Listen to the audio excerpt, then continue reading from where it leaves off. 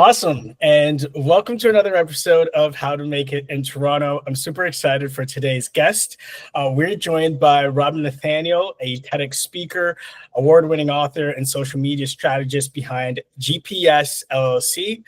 Robin's work has earned him multiple Telly Awards and a Midi Money Major Award with a client list spanning from vidIQ, Diesel, NBC Universal, and award-winning talent across music and theater and TV. He also hosts his own podcasts on the Bleav Network and 19 Media Group. And he brings a fresh mix of storytelling, strategy, and AI expertise with everything he does. So please welcome to the show, Robin Nathaniel. Yes. Thank you so much for having me, Carl. Super excited for this conversation. Been looking forward to it. Yes, sir. So we're going to start with, please give us a little bit in regards to how do you define success, and is that something that's changed for you, over the years? Yeah, that's good. It has changed for me over the years. I'll start by saying that for many years, I equated success with money. Like how much money you making, whoever's making the most money is the biggest winner. And that was kind of how my mind worked for many years. And then as I grew, I realized that success is really up to the person who's trying to achieve those things, So for me right now, what really motivates me to kind of be that beacon of success, or that idea of success, is how my children kind of observe me as a professional. So my success as a professional is not how much money I make. It's not how many awards we win. Really, it's about, can my kids look at me and say like, man, my daddy really loves what he does and he gets paid to do it. That's my hope and dream for them, that they will live a life where, as they move into adulthood and move into their careers, that they find a career or a thing or a passion that will fund their life and they can earn a living from, but they can also find great joy, because that is where I am at this stage of my career, and I am nothing but grateful for it. That is so important. And I think it's a great way to define success, because it's not simply based on the monetary, but being able to wake up and actually love what you do, and to be able to share that and still have an opportunity to hang out with your family, be a part of their lives. That's a true definition of success in it. So I really love that. So could you give us a little bit of a background in regards to, your career, how you've gotten to where you are, just to get a better understanding of how you've gotten to where you are now? Yep. And just to go back to your intro a little bit, for clarity, NBC Universal as well as vidIQ were employers. So I did work with them, but they weren't clients. So I'll start there. So I began my career in the nonprofit sector, working for one of the largest nonprofits in the country. I started off as like a summer camp counselor, like wrangling children, and realized on a weekend retreat with a bunch of teenagers as their advisor, and learning so much from them in that space, that this is something that I wanted to do. So I went from having this job that was just going to pay some bills to like pursuing a career. The organization poured into me in terms of my education. At the time, I didn't have my degree, but they supported me with a tuition reimbursement program, and also allowed me to grow in the organization despite not having the degree, which would have been a barrier for me for growth into a directorship. So I moved into a directorship, another directorship, and then finally a senior directorship before leaving the organization. And then the pandemic hit. And when that happened, it forced me and my family to kind of reassess, I should say, our circumstances as a family living in New York City at the height of the pandemic, which, Carl, we would go outside of our house a couple blocks and there would be tractor trailers, the back of trucks, refrigerated with bodies in them. Jeez. So we were that close to the epicenter of it, and you could feel it. You could feel the death. You could feel the decay happening, and you could feel the social aspect of the city changing rapidly. And we used that as an escape hatch to get out of town.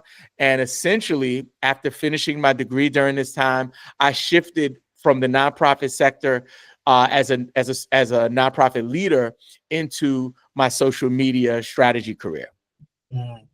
Wow, that's That was such an intense time. I was working at Shutterstock, and I was actually in New York when the pandemic first kind of happened, and that was a really scary time. And I think an optimal time to actually make a pivot, because for me, working in tech, everything had to be shifted online. So I remember a lot of people being lost, a lot of people losing their jobs at the same time because of everything locking down.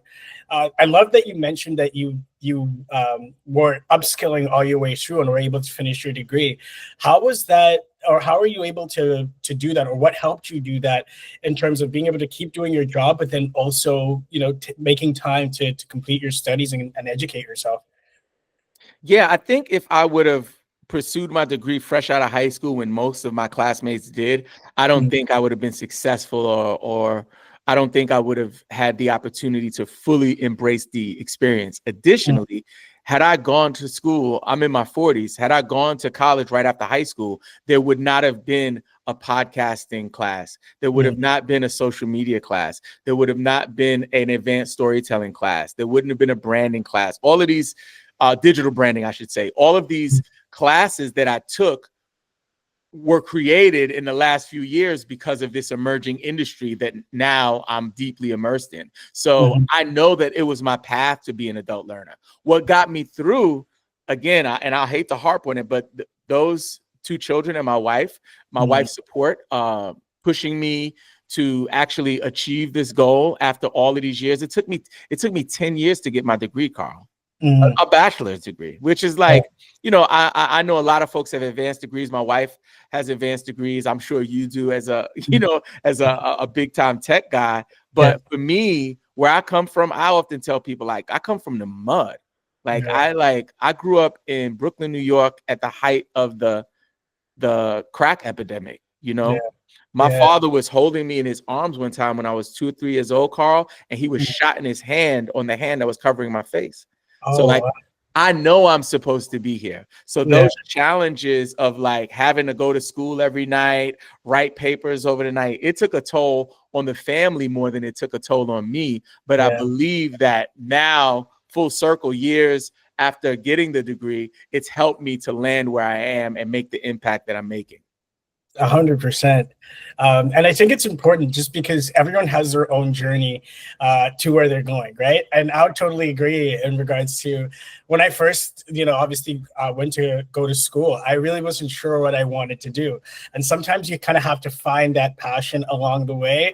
And obviously that helped you, or I believe that helped you obviously focus in on what you really love to do. And you're able to take courses and find the right path for you based on something that you love doing now, right? Yeah, I think that was a part of it, but I think also there was a stage of my journey where I was a musician, and my identity was deeply intertwined with being that.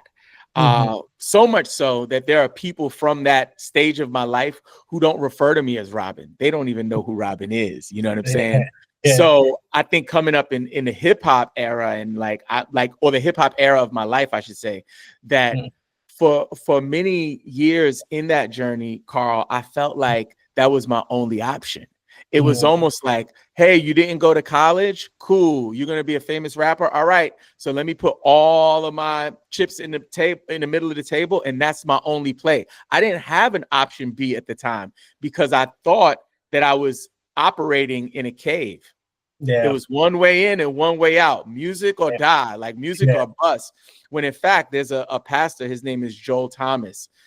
He has this piece in a sermon he shared recently where he talked about the cave versus the tunnel, where I was in this cave, but I didn't know all the time it was actually a tunnel because I was too scared to go into the dark to feel and find my path. But when I saw a little bit of light break through, I realized that there was more for me than music. And getting in front of crowds and rapping and stuff, I think were all skills that I developed to put me here to be a public speaker and to do the things that I'm doing. Yeah, that's totally true. I love that because it does highlight, and I feel certainly within our community, some people may close a lot of doors and think maybe music is the only path, for you to get out, or whether it's sports or some kind of or form of entertainment that can help you get there, and may close off some other opportunities, or it may be something that opens up new opportunities. And for you, it's gotten you to where you are now. Obviously, managing podcasts, working in media, writing as well.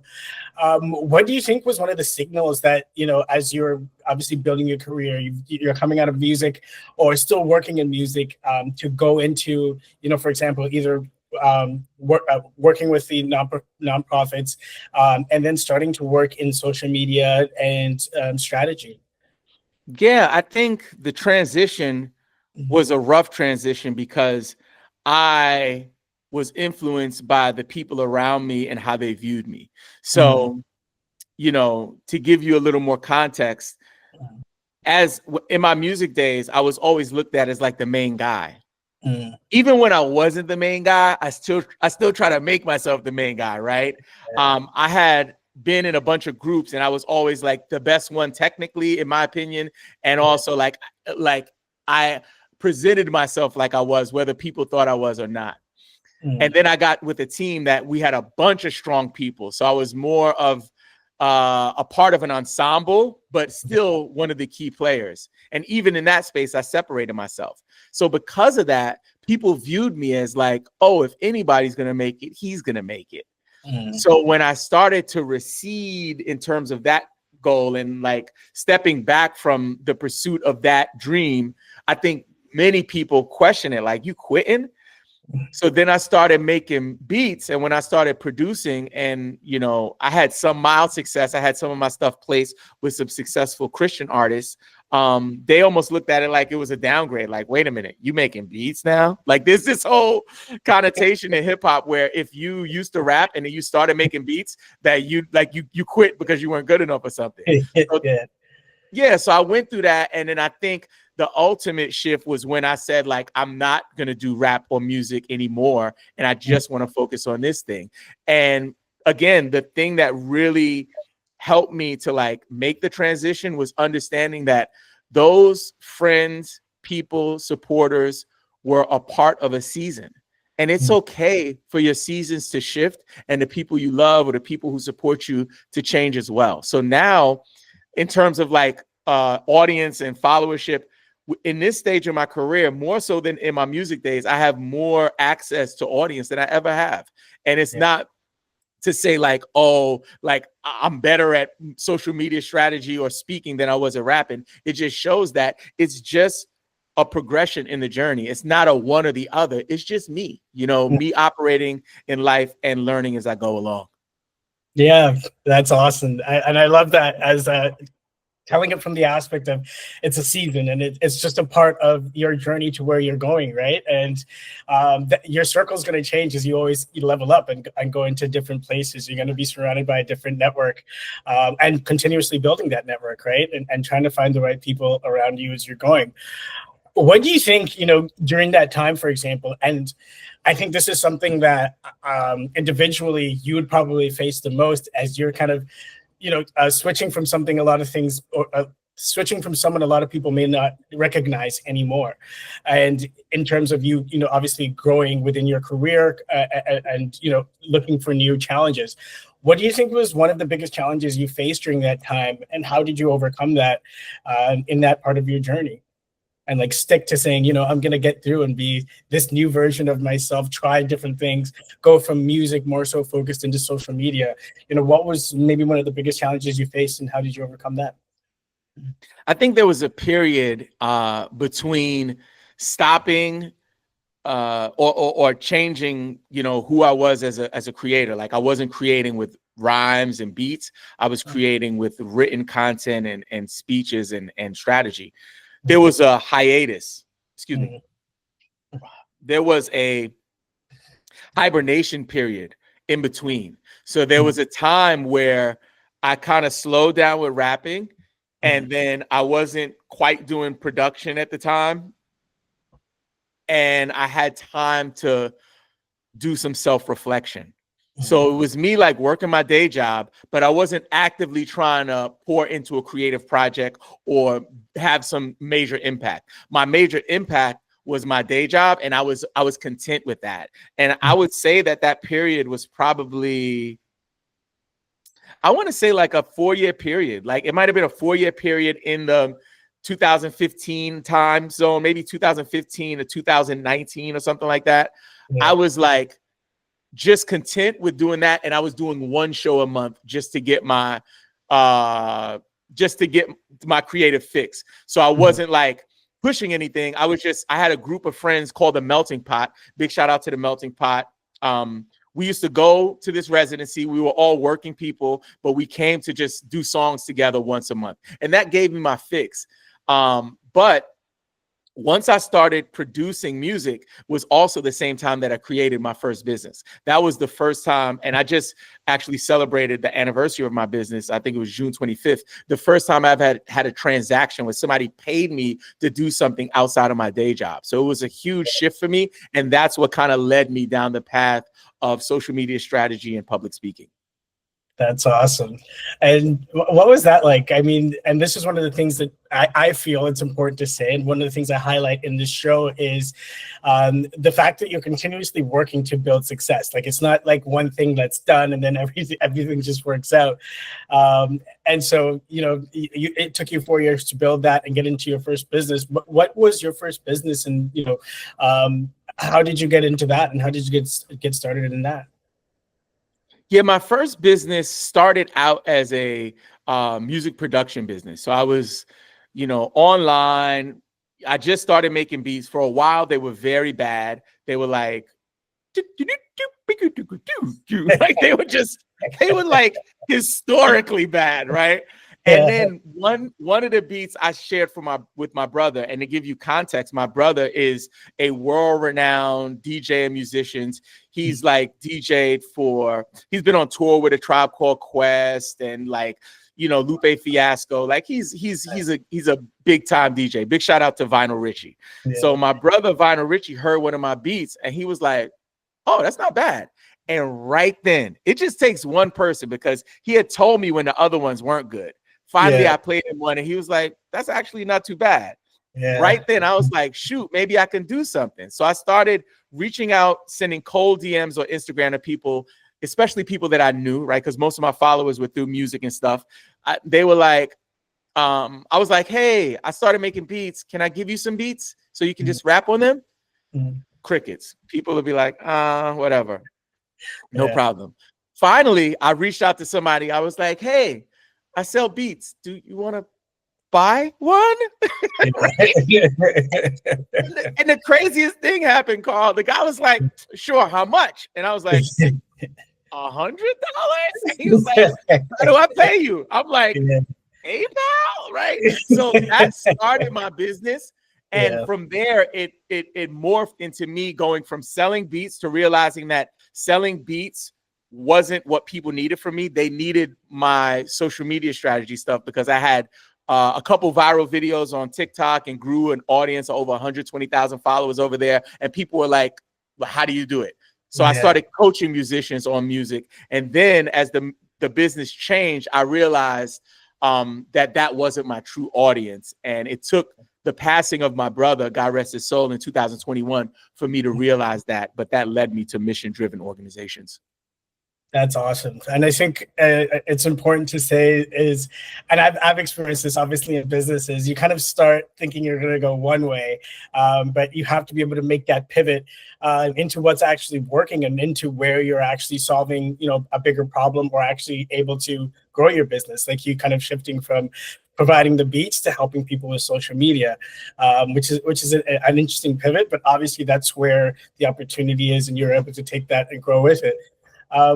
Obviously, in making that pivot, what was one of the things that you think helped you, understand how to execute that problem well, and then say, this is the better path for me to be able to grow my business? Was it obviously, you're growing your channel, but now working with other people, what are some of the skill sets that helped you be successful and really start to scale your business from there?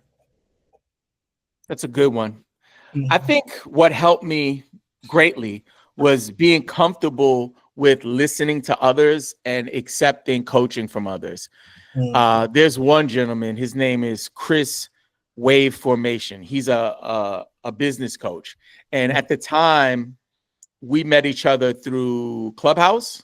When Clubhouse first came out, we had this Clubhouse creator room where we would all just kind of talk and stuff. I was one of the leaders of the group. I've always been a bit of a community builder. So I was like organizing, inviting people. And he said something to me at that point that helped to shift me. And he told me, he's like, you really need to lean into TikTok. So this is when I was just like selling beats and stuff.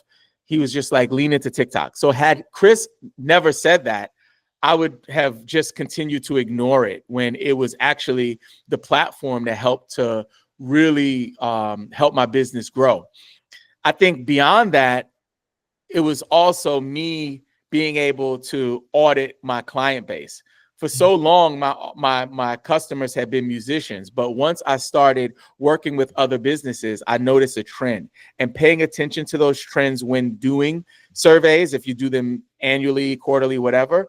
But I found that most of the organizations that I was supporting were either nonprofit organizations or mission-driven organizations. And that's what helped me to really narrow in on my audience, because folks are out here trying to serve everybody. And you try to serve everybody, you end up serving nobody. And for me, that was something that till this day is helping me to fine-tune my messaging on all of my platforms.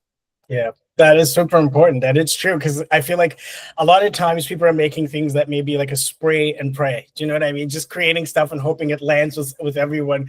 But you don't understand that you need to be able to focus on that niche, understand your audience truly, and then where to find them, how to grow them. So that's really cool that you went on that journey and were able to find that. I want to talk about your TED Talk, and obviously, you know, you mentioned your brother earlier, and that how big of an impact that was. Could you please, you know, obviously give a little bit of background in regards to what your TED Talk was about, and then what led you to doing that TED Talk, and how that's helped you and your business, of course. Yep. So in 2021, my brother fell ill, and when he fell ill, he was hospitalized. He had existing heart problems. He had a replacement valve on one of his hearts that he had done many years ago. And now the valve had become infected. So he had a very serious heart problem. He was in the hospital for months, bedridden. This is an active guy, a fit guy who likes to go out and party, and my brother had served 20 years in prison before being deported to Trinidad and Tobago, where he was when he passed away, and spent like the last years of his life there as a free man for the first time. So he spent his entire teenage and adolescent, from 16 years up until he was in his 40s, he was in prison, right? So really rough life, rough story. But despite all of that, the brother was optimistic on his deathbed. He was motivating me to be great, and then he passed away. And when he passed away, I closed the faucet on my business at the time, because I just didn't want to take sales calls. I wanted people to come to me. I was tired of doing outbound. I just did not want to do it. So I stopped doing that and created a NBA fantasy channel to just be like a creative platform for me to mourn and heal. And then I was in a good space. I wasn't actively pursuing anything besides my channel and my job. I was taking a break from my business. And then my business came knocking, looking for me. I met a gentleman named Daryl Stinson, who I give a lot of credit for introducing me to opportunities beyond my wildest dreams. I've always wanted to be a TEDx speaker, but because of my relationship with Daryl and him giving me the opportunity to volunteer as their social media strategist for their first TEDx event, being behind the scenes, seeing, hearing, breathing the culture of TED, it positioned me for my next step, which the following year was to become a speaker. And what the talk was about initially was going to be like how to learn anything on YouTube, right? That was my idea. I pitched it to Daryl. He was like, nah, that ain't it. He was like, what else you got? I gave him another idea. I don't remember what it was. I think it was something around stepmothers and how, the importance of a stepmother. He was like, that's not it. He's like, what's your story? Tell me from the beginning. So I'm like, well, I started my career. And he's like, not your career, your story. Yeah. And that's where the talk came from. And it's called Why You Should Reconsider Your Last Words to Someone. And it's really built on these two stories of my brother, our last interaction, which is a message that I never got to respond to, that I listen to this day, that breaks my heart to listen to. And then my last interaction with my mother, which was a negative interaction, and we never got the opportunity to make amends or have any closure. So I carry that with me, and the objective is the talk is to make sure that people don't make that same mistake, to make sure that if you have something you need to say to someone, to just call them now before you don't have the opportunity to do it again. Yeah. Very powerful. And I got a chance to watch it, and it's truly phenomenal. I encourage anyone to take a listen. And it's I feel like certainly in today's world where we're so ruled by technology and lack of empathy that we have these days, I think it's important to be able to put pride aside and share those messages, or at least be able to truly communicate if you get the opportunity to, because you really never really know what's going to happen next. So I highly encourage everyone checking out that TED Talk. And one of the things I wanted to ask, because I think you speak so well in your TED Talk and as a speaker, is, you know, if an audience member is out there and is potentially looking to either do a TED Talk or maybe, and I feel like this is something that if you're in business and you're an entrepreneur or just in general, a content creator, you're going to need to be able to public speak. What do you think is, or what are maybe 3 tips you can give people that can help them potentially improve their storytelling and, you know, being able to speak publicly? Yep. So this is the biggest fear that people have.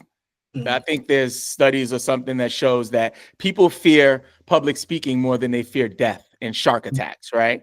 Yeah. So I'll start there.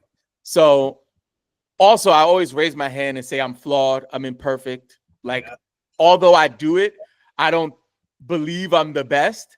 Yeah. But I know that many people can't do what I do. But I know that I still have room to grow. But I will give 3 tips. So the first tip when it comes to storytelling and public speaking is identifying if you are comfortable with eye contact, because a lot of public speaking is not so much like getting in front of people. It's you knowing that people are watching you. Me, I draw from the audience in most spaces. So when I talk to you, Carl, if we're in a small group of friends, I'll look at him, I'll look at you. If I'm talking to Carl, I might still look at Johnny and Sally just so I can pull them in. You ever sit in a circle with friends and 2 people are talking about something and the other 2 are watching but don't know how to get included? It's almost like, are they talking to me? Are they talking to each other? Are they going to ask me what I think? Right. So for me as an orator and as a speaker, when I'm speaking to a group, even if you're not in it, I'm going to look at you to get you in it. Right. Yeah. So if you don't have the ability to do that, what you need to do is identify an area in the space that you can look at. Because if you look above the crowd, right? My TEDx is a great example.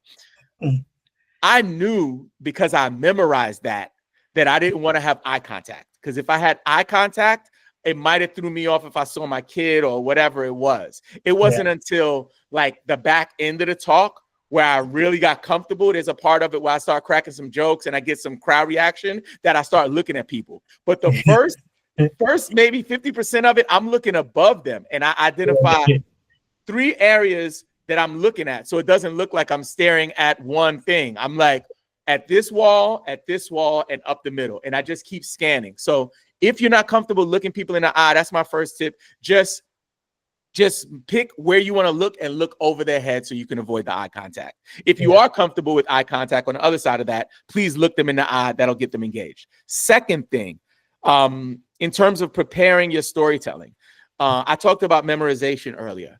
TEDx requires that people memorize their talks, but I know from interviewing TEDx speakers that not everybody memorizes their talks. When I create content, I have a couple of presentations coming up. I'm doing a talk at VidFest, and I'm doing a talk for our local Chamber of Commerce. For both of those engagements, I'm not creating a script. I'm creating a list, a bullet point list of the items that I want to go over. So that would be my next tip. If you don't have a good memory and you can't memorize a whole script, I wouldn't try. What I would do is lean into the stories from your points, right? Whatever the story is from the point.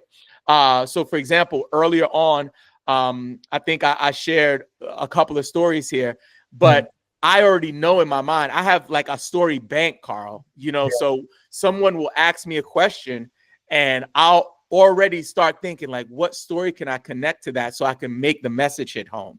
That's also a good skill, not just for public speaking, but for interviews. If you're interviewing for a job, like have stories in your Rolodex that you can apply to some questions. So that would be my other thing, create bullet points.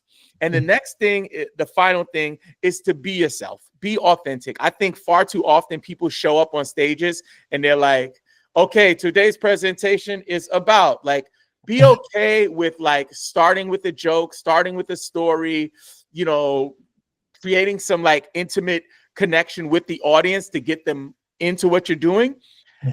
And be honest and real. I saw a talk the other day with a guy, and he's giving the talk to a pretty dry crowd. And he said something like, this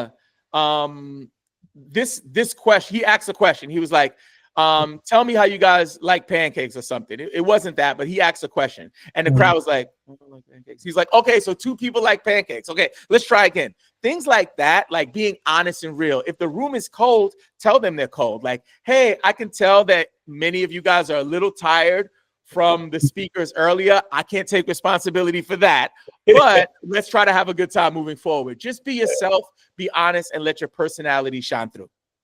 That's awesome. I think all of those are phenomenal and tips that anyone can take into any public speaking event moving forward. So thank you so much for sharing those. And I think those are so important to make sure you're yourself, being able to scan a room and make everyone engaged. And then for me, I do a lot of presentations during sales calls, right? So obviously working in sales, and I feel like preparation is always a good thing. So I like to go over my presentations, and just so I can understand my talk track, what speed I'm speaking at, so I'm not too fast, understanding if I'm hitting that who, what, when, why are you here. So all those little things are important in doing a presentation and making sure that you're communicating as clearly as possible, right? So I appreciate you sharing those tips with us today. Now I'm excited because I want to jump into some of the things that your book really emphasizes on. And just to give you a background, is the book is called Social Media Sync, correct? Yep. Social Media Sync, a framework for intentional human connection in the AI era. Perfect. And I love that, because that's the one I wanted to jump in is you talk about authentic connection in the AI area. Why do you think it's important for real connections in the digital world today? I think we're in a huge transition. In the 90s, when the internet launched, it was faced with some resistance. Like folks, I'm old enough where I was around when this was happening. And I remember Bryant Gumbel maybe was on the Today Show, and they were introducing the internet. And there's a clip going around where he's like, what is this A with a circle around it? What's the internet? Like, what? I can, and there was a certain level of resistance. And I think where we are now is very similar to that moment in human history, where that shift changed the world. It changed the way we do business. It changed the way we communicate with one another. And I believe the rise of AI is going to do, and it's doing the same thing. It's changing the way we receive information, research information, distribute information, etc. So why is it important to prioritize human connection in this space and time? Because human connection is slowly but surely being devalued because of the output, the amount of content that people get out. So because now I can do something that took me a day, within minutes now I can do it, I'm able to put out 10 times, 50 times more stuff than I could. So now there's more noise than ever. And this is just in the last couple of years we've seen this. So because of that, people are almost putting on AI detectors. They're like technical detectors you can use, like programs to detect AI. But as consumers of content, now we're almost like, wait a minute, is that AI? Like, if that's AI, then I don't really want to read it because it was written by AI, and that's bad, right? Like, come on. Like the same way people wield keyboards and type is the same way that we can look at people wielding AI to create. However, the same way someone writing a whack verse in a song with a pen, pencil, or AI is the same way they can write something that's great with a pen, pencil, or AI. With that said, there are areas of concern around that, but that's up to each person and each space that you're in, right? I would say for me and the people that I connect with, I believe we should highly prioritize human connection, because we want to make sure that while this pendulum is swinging, it doesn't swing too far into the Terminator 2 area. We want it to stay, in the human connection. So, and last thing on it, the same way we go to festivals and fairs and we see people with tables that have handcrafted bag, I made this leather bag, I sewed this, buy it, right? I believe we're coming to a space now, or we're heading towards a space now where the same way that 100% human content will be valued higher. It'll be like, hey, I made this with a camera and film. Like I went to the drugstore to get this developed. We're gonna be in a space there, but we're gonna be in a period now where people are trying to just detect what is what. Yeah, that is so true. Now that you've said it, it's one of those things that you're really thinking, because obviously now everyone's like, oh, is that made with AI? And I can see, the authenticity is starting to kind of fade, as you're saying, right? So, what a time to actually be in. And of course, now there's all these different AI tools that can create mass amount of content very quickly. Let me ask you, is how is it possible, especially now, because, a lot of things are kind of algorithm based. How do you think people can stay authentic in their content creation? Because even if you do try and make something, like now, for example, let's use TikTok. People are potentially, looking for certain hooks that are working really well. So they're going to start all their videos with the same hook. But how is it possible for you to, let's say, especially working with nonprofits, you're just trying to get a specific message out, but then there's all these different hooks, and then now you can get your AI to create all these different videos for you and just mass create, so people can't necessarily either find the real message or connect with you directly. How do you think people are going to be able to differentiate themselves, especially during this time? Yeah, that's good. I think it's hard. First of all, I'll start by saying it's hard, especially if you are not fluent, with the tools or the platform. So if you're not active on social and you're not paying attention to AI, that there will be a period where there's going to be distance between you and whoever's in the lead, because they're leveraging those tools. However, there's a term that I use in the book called algorithm proof content, right? Algorithm proof content. In this era, we have become submissive to the algorithms. For example, Adam Mosseri, the CEO of Instagram, he's one of the very few leaders in the social media space who will get on and give his users advice, right? What happens when he gives them advice? They all go to one side of the ship. So if on this side of the ship, Adam Mosseri does a live and he says, hey, just a heads up, we changed the algorithm and we're prioritizing stories on Instagram. So if you're not using stories, you need to use stories now. And he's done stuff like this. So everybody runs to the other side of the ship. Carl, what happens when everybody runs to the one side of the ship? Obviously, the algorithm is going to make that shift. Yeah. It tips, right? Yeah. So guess what he does the next day? He'll jump on the next day or a couple of days later. He'll be like, guys, I know we talked about the stories yesterday, but in fact, I forgot to mention that you got to do that. But I also need you to make sure you're prioritizing carousels, specifically with photos. Carousels with photos. So now some people are there and they're like, wait a minute, run on this side, run to this side. So now, we've we work for the algorithm. It's like, what, as a social media professional, I work in this space. Carl, I wake up in the morning, I go to a place to do it. I come home, I do it for my clients. When they're asleep, I do it for my own creative ventures, right? So I'm like, this is my jam. However, it's exhausting and nearly impossible to keep up. So the concept of algorithm-proof content will give people who are serving an audience with a purpose and mission. If you are just trying to trade gold bricks, this might not be for you. But if you are trying to improve the lives of the people you serve, whether that's through a certain material that you've genetically created to help people with psoriasis, or you're building wells in Kenya, whatever it is, as long as you're trying to improve the life of your customer or the people you serve, this is for you. And algorithm-proof content is the idea of showing up in a way that no matter the platform, no matter the season, no matter what Adam Mosseri says from Instagram, you are aligned with your North Star and you create with that criteria in mind. If you do that and you focus on serving your people and helping to improve their life, you can't fail. That's brilliant. I'm ready to read the book right now, because that's exactly what I think everyone needs, especially if you have a podcast. That's the kind of information that you're required to be able to continue to feed your audience. And obviously, everyone talks about the importance of community. Is this something that, in terms of your book, can help people in terms of maybe building their community and managing it? Absolutely. We speak about community in the book.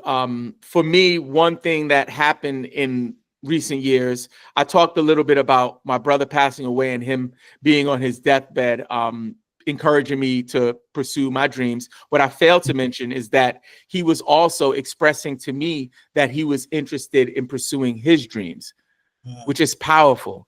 He didn't know he was on his deathbed, Carl. I didn't know, but he was. And this brother, now I wanted to call him something else, but this joker had the bravery and courage to verbalize to me that he wanted to start his gaming channel. Nice. His freaking gaming channel. Heart condition, bedridden. When I finish this up, we're going to do this thing. It brings a tear to my eye. I created like his logo and his branding. We were talking about it. K-Dub Gaming, what was going to be his unique value proposition, who was his ideal audience. These are conversations that I had with my brother before he died. And I secretly, because I was so inspired by this dude, like sick, thinking about his dreams, I was like, well, shoot, I always wanted to do a fantasy basketball channel. I'm gonna create one. So on October 25th, 2021, I started my channel. My brother passed away on November 7th. So he never got to hear about it, see it, listen to it. But I still do it to this day. And that helped me to build a rich community with people with shared interests. So it's not so much about fantasy basketball as much as it's about bringing the people together under one shared interest. And that's something that can be duplicated for whatever niche or topic that we're working on. So again, finding inspiration in the things that happened in your journey can actually be the spark that leads you to bringing it to fruition. That's beautiful. And I think the fact that your brother encouraged you to create your channel is really cool. I see you wearing the OKC hat, being a guy from New York, but you're still repping OKC for the NBA. Dude, listen, I people get on me all the time. I am a proud and very unapologetic bandwagon rider. I've been hurt so many years being a New York NBA sports fan. Like I have had my heart broken. The biggest one was when Kevin Durant, Harden, and Irving were all in Brooklyn. I was like, finally, this is it. And then it imploded. I was like, I took my hat off. Never again. So I love all NBA teams. But for football, I'm a Giants guy. And for baseball, I'm a Yankees guy. Okay, that's awesome. And in regards to what's the name of the podcast or that people, or the channel as well, so people can connect and join that amazing community? Yes, yes. So if you're an NBA fan, whether you're a casual fan or a intense nerd like me, we welcome you. I tell people that fantasy basketball content is the best way to consume it because it gives you a different lens from what you're getting from the people who are regurgitating what they hear on ESPN. So it's a different lens. So the name of the show is Bleav in Fantasy Basketball, and that's Bleav, BLEAV. Bleav is also the name of the network that hosts my show. So Bleav in Fantasy Basketball. We actually have our kickoff to our season 5 really soon. So if you're an NBA person, we do a live stream every Sunday night at 10:30 p.m. Eastern Standard Time. So even if you want to jump in the chat and talk junk about who's better, LeBron or Michael, we'd love to have you join us. That's awesome. Looking forward to that. And I wanted to ask you, just in regards to the book, because that's one of the main reasons we're here, and I want to make sure people get the chance to read this amazing book. It can definitely help you in terms of content creation. But if I'm someone who, doesn't know anything or is looking to start a channel, looking to learn more about social media, looking to learn more about building connections, how can this book help me, get started? Or what can I expect to get out of this if I get the chance to read Social Media Sync? Yep. So I created Social Media Sync because I wanted to capture this moment in time in my head with the things that were brewing, like we've been talking about on this show, but also to create something that would be able to last in terms of the future. It's something that I don't believe I'll have to update anytime, because the way I wrote the book, I tried to write it in a platformless way. It wasn't about, hey, post at 5 o'clock because you get the best engagement. It's not that kind of strategy book. It's a high level strategy book. And also I would even say it's a philosophical piece where it's a lot of my philosophies around it, and also tying my stories of my life into real world examples of how you can leverage it. So no matter what stage of your social media journey you are, if you have a million followers or if you have never been on social media, I believe it will bring you some value and give you tangible and practical tips and strategies that you can put into use right away. That's awesome. I'm definitely grabbing a copy. I'll have a link available on the podcast description itself, and also sharing on my channel as well. And I wanted you to, or give you a chance to say, if you had a message or advice for entrepreneurs and creatives who are looking to either start their own business, get started in social media, and obviously, the AI space and everything that's coming from there. What message can you share with any creators that are coming up right now or considering doing it? Because some people may be a little afraid with everything happening with AI. What message did you share with them? This is the one I want to share. And this is something that I talk to my son about, my 15-year-old, all the time. So the cheat code, right? The cheat code to business, to life, relationships, right? This is anything that's happening that has to do with the human interaction. The cheat code, right, is to lead with gratitude, kindness, and service. Lead with gratitude, kindness, and service. Why? You can't say thank you enough.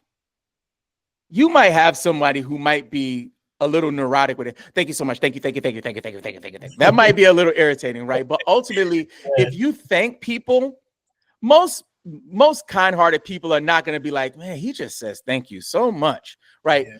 Show people gratitude, right? So that includes your potential clients, leads, or even people who are just exploring your page. Somebody likes your comment. Here's a hack.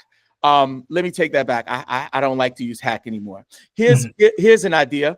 If someone likes your picture, right, on social, you just ignore it. They just liked it. You might go to their page and like one of theirs, but why don't we take it up a notch? What if someone sent a personal message? Hey, Carl, I hope this is not weird. I know you don't follow me and I don't follow you, but I did see that you liked my photo. I just wanted to take time to thank you. Gratitude, right?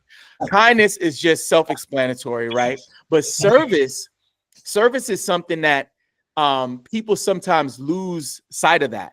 If you serve people, the opportunities, the revenue, whatever that goal is on the back end will be a byproduct of the service. Just focus on the service. Just try to serve people, and I promise you, you'll have the success that you're looking for.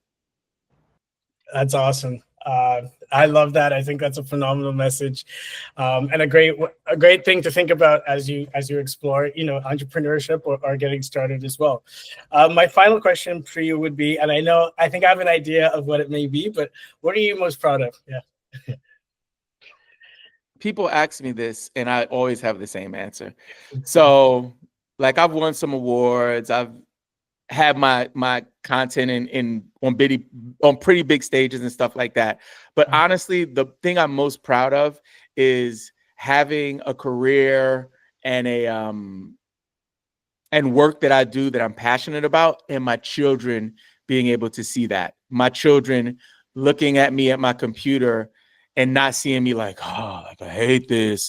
They see me like excited. They see me full of joy, and that's what brings me the most joy. And that's success to me, is like seeing my kids respond to the work that I do, and knowing that one day they can find something they love, whether it's basketball, music, whatever my kids are into. I want them to find a thing that they love and somehow create a life and a career out of it. Awesome. Hey, Robin, it's been fantastic to speak with you today. I thank you for taking the time, all the knowledge that you've been able to share with us. As mentioned, I'll have the links for the book so people can check you out. Also, check out your TED Talk, because I think that's really important. Thank you for taking the time, for being part of the show, and we hope to have you on again. Please go ahead. And I have a gift for your audience, if that's okay, Carl. I think they'd love that. Yes. So before I go, I just want to make sure you guys know I prepared a gift for you. It's called the Social Media Sync Bundle. I'm going to give you 2 free ebooks that I have, as well as a checklist that you can put into practice right now, as well as a free preview to my book. I'll give you the intro, forward, as well as the first chapter. All you have to do is visit landthetalk.com.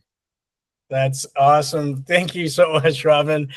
We appreciate you. We appreciate your time, and looking forward to having more conversations in the future. Thank you so much. Thank you, sir. Take care.